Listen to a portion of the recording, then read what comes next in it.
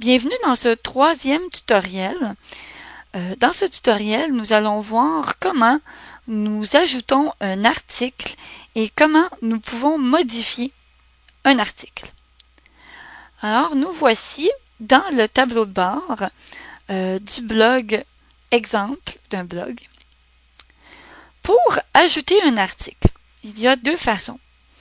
Je peux passer par le menu des raccourcis tout en haut, nouvel article et cliquer dessus, ou je peux aussi passer dans le menu de gauche, dans la rubrique article, cliquer sur la flèche descendante et cliquer sur ajouter.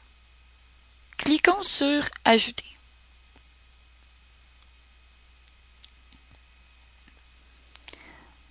Voici la page d'ajout d'un nouvel article.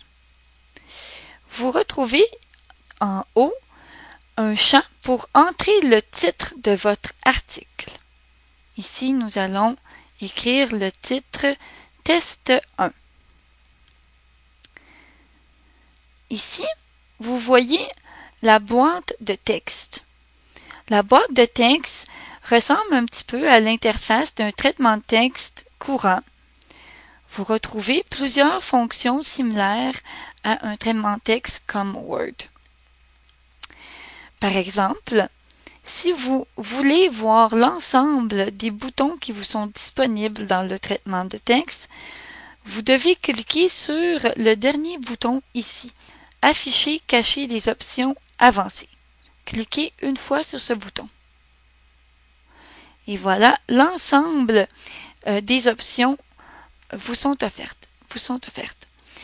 Alors, vous voyez ici des boutons très courants pour mettre en gras, en italique, pour barrer. Ici, il y a le souligner.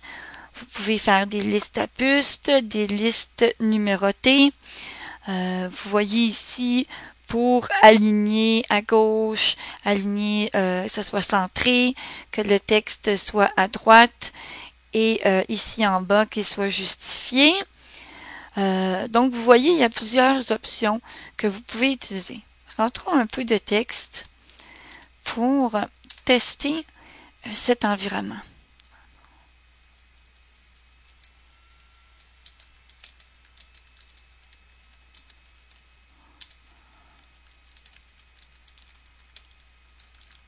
Voilà. Si vous désirez mettre une portion de texte cliquable afin d'en faire un hyperlien, vous devez sélectionner une portion de votre texte. Une fois sélectionné, vous pouvez cliquer sur le bouton « Insérer, modifier un lien ».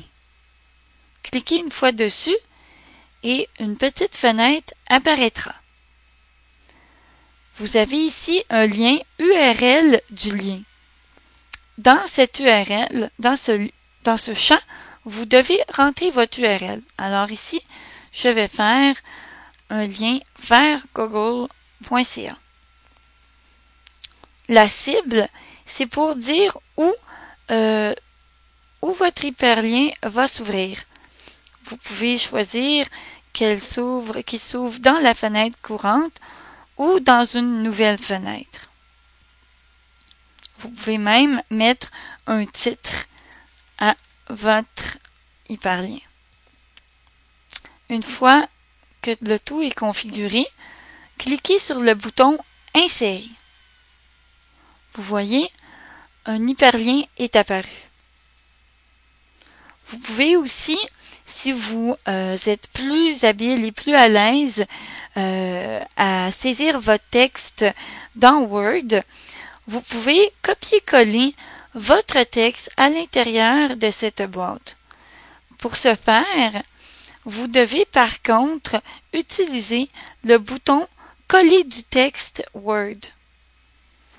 En cliquant sur ce bouton, une nouvelle fenêtre apparaît. Vous devez alors ici, à l'aide des touches CTRL-V, coller votre texte. Alors, en collant votre texte ici, vous n'avez après qu'à cliquer sur le bouton « Insérer ». Je vous conseille fortement d'utiliser ce bouton pour coller du texte à partir de Word. Sinon, plusieurs comportements étranges peuvent se dérouler. Vous pouvez bien entendu ajouter de la couleur dans vos textes en allant modifier la couleur. Vous pouvez insérer des caractères spéciaux grâce à ce bouton.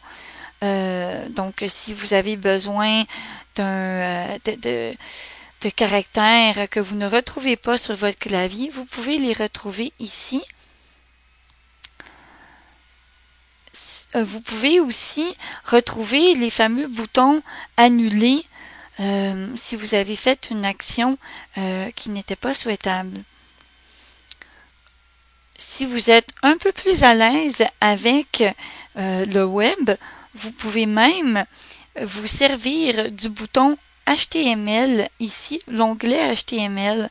En cliquant une fois dessus, vous allez voir le code HTML qui est derrière votre texte de votre article. Si vous n'êtes pas à l'aise avec HTML, je vous conseille de rester dans l'onglet Visuel.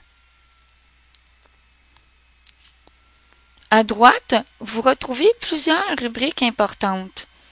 La plus importante est celle du haut.